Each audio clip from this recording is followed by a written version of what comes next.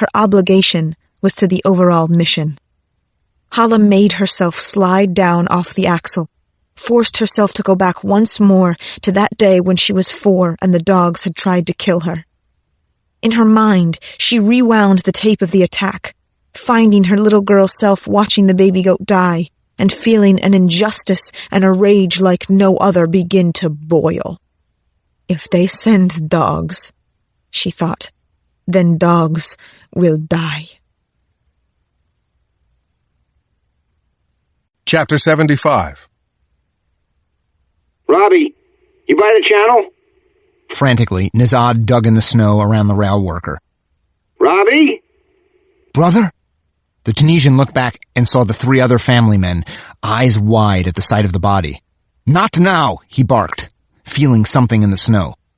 An antenna.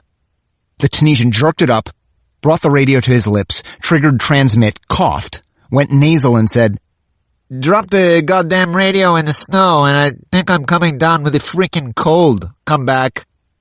We got NyQuil and other stuff in the locomotive cab up here. Ice building on them rails? Nothing to worry about, Nizad said. You better start heading this way then. Union Station's saying we might be able to move along here at some point. They say what's going on? Some nuts loose in the station, but they're bringing in dogs after her. Dogs? Nizad flashed on Hala, begged Allah to have mercy on her, and then responded, "Be right along, fast as I can get through this snow." The Tunisian stuck the radio in his coat, looked at the 3 men. One said, "Everything is in the van, brother. We are good." Nizad thought about that, shook his head, pointed at the other 2 men and then the dead body. "Bury this one in the snow on the other side of the tracks, where he won't be seen from the freeway when it melts." He looked back to the 3rd man. "You, come with me, Aman." "Where are we going, brother?" Aman asked, confused. Nizad said, "To see this Tony, who drives the train, before he comes looking for his friend." Chapter 76. The second hand on my watch swept past 12. A minute had elapsed. "Her call," I said, and then I nodded to Mahoney, who spoke into his radio and ordered the dog team at the far west end to pick up her scent. From my position mid-terminal on the rear platform, facing the locomotive for the Crescent train, I saw a Rottweiler, as dark as Jasper was white, leap off the postal loading dock on a leash. His handler let him sniff the jacket and boots Hala had left in the ventilator duct. Flanked by FBI HRT personnel, 3 to a side, the dog started to arc northwest and quickly disappeared from my view. I looked to Officer Karstensen, who was stroking Jasper's head. "Will we know when he's got the scent?" I asked. Before she had time to answer, an excited howl rose and then broke into baying.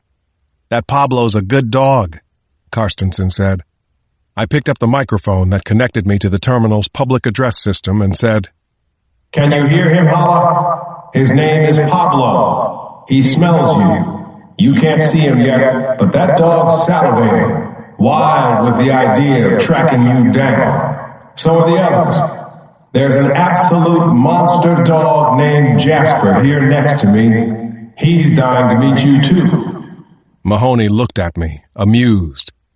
"You're kind of enjoying that, Alex." I shrugged. "You always say if you're going to do something, do it right."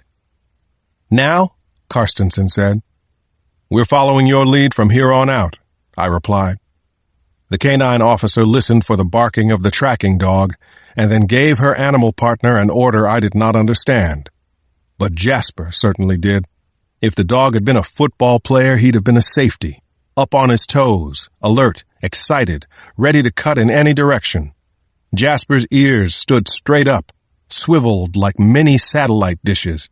He raised and lowered his head, halted, quivered, and then surged against the leash and barked.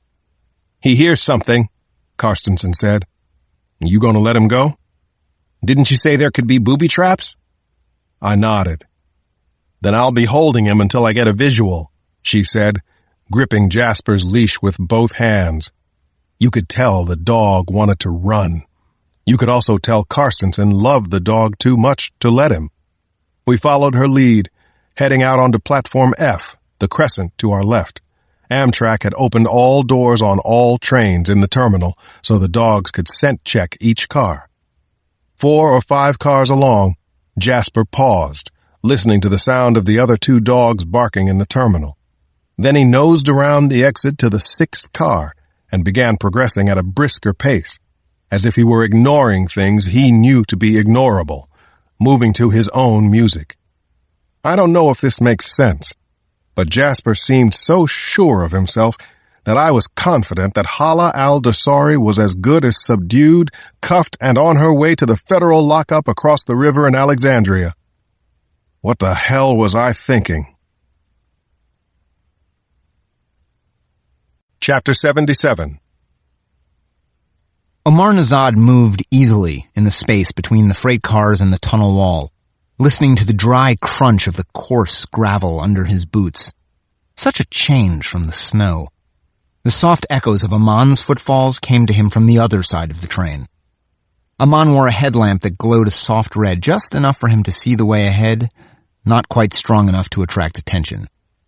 The Tunisian, however, carried Robbie's flashlight and wore the dead rail worker's hat and coat. He wanted to attract attention. He wanted Tony, who he figured was the engineer in the locomotive cab, to be focused on him, and how at ease he seemed. Nezad had no choice in the matter. The original plan had called for leaving the train intact and letting it chug north with the engineers having no idea that the load had been hijacked and substituted. But the dead railroad worker had changed everything. They needed to improvise, make sure that the freight train continued north. He and Aman kept pace in the tunnel, adjusting to each other when they passed between cars. At last, Nezad saw the halo of a light thrown from the cab. He did not hesitate, but went straight to the ladder and began noisily climbing up the side of the locomotive to the narrow steel platform by the door. A soft light in a metal protective housing glowed above and to the left of the door. The dead rail worker had had a key card in his pocket, and Nezad had given it to Aman. He prayed the fool of a Turk was climbing quietly. Keeping below the window, he got to the left of the cab door. Nezad reached up, twisted the bulb dark, and then knocked. "Use your key, for Christ's sake, Robbie," a voice yelled back. "I'm pouring us some holiday grog here." The Tunisian rapped his knuckles on the glass again. "For Jesus' sake, Robbie, I love you, but you're an imbecile sometimes." He heard a creaking noise and thought he saw a shadow before a pie-faced man wearing a white shirt, Christmas green suspenders, and a Santa hat appeared in the door window. He was carrying a coffee cup and a fifth of Johnny Walker, and he peered out with confusion before he flipped some kind of switch or pressed some kind of button. The door slid back with a sigh. Nezad flipped on the mag light and swung it and the gun around it into the doorway, expecting to find Tony on the other end of the muzzle. But in the next instant, he realized that the engineer had stepped back and to the right. The Tunisian also saw that there was a second man in the cab, sitting in front of what looked like the instrument panel of a modern jet airplane. Instinct took over. Nezad began to pivot the pistol toward Tony, yelled, "Down on the—" But the engineer was too quick for him. With a flick of his wrist, Tony hurled a scalding hot coffee at Nezad's face. Blinded in one eye, the Tunisian screamed and dropped the gun. The pain was excruciating. Far worse than the knee to the stomach and the blow to the back that quickly leveled him. He heard Tony say, "Call Union, Pete. Tell him we got our own nutcase down here. And a man missing." A whoosh. "Drop the gun, or I blow your brains out," Aman shouted. Nezad heard a gun clatter to the floor. He raised his head, looked around with his good eye. Aman stood in the doorway, shaking from head to toe, swinging his pistol from one railroad worker to the other, screaming, "And no one calls anyone!" Chapter 78. Beneath the last car on the crescent, Hala listened to the dogs baying. She thought of how quickly Cross had identified and attacked her one weakness. She heard the different barks coming at her. It was almost as if they were triangulating in on her.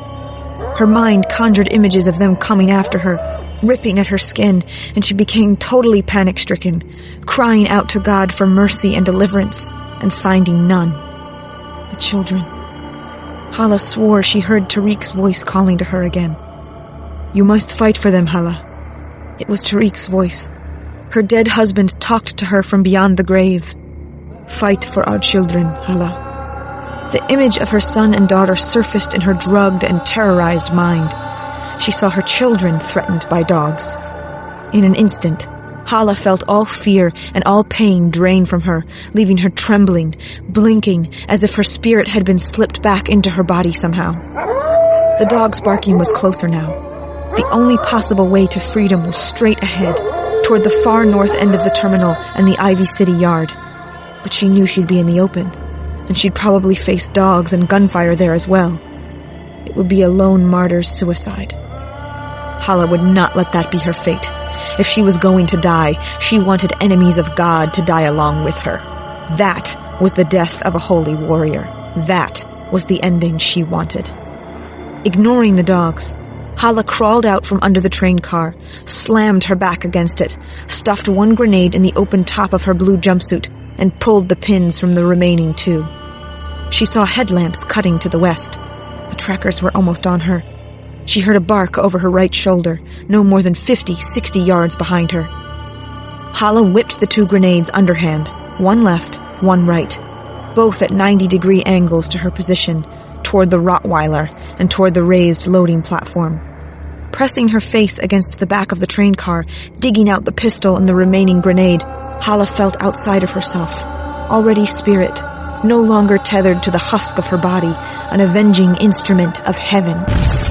The grenades went off within a second of each other, throwing dust and debris, leaving a caustic smell in the air and making a sound so deafening that for a beat, Hala could hear nothing but the echo of the dog's bark that had come the instant before the first grenade exploded.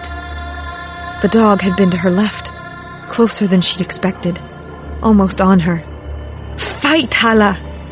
She saw herself as that little girl going after the dogs with the stick, saw the whole scene as if it were playing on screens all around her.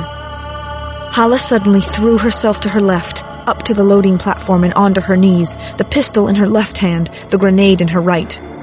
A female police officer, covered in dust, knelt next to a whimpering white German shepherd with a growing red stain on its side.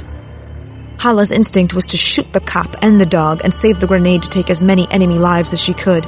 But then, she spotted a large figure crouched in the lingering dust behind the policewoman and the dog.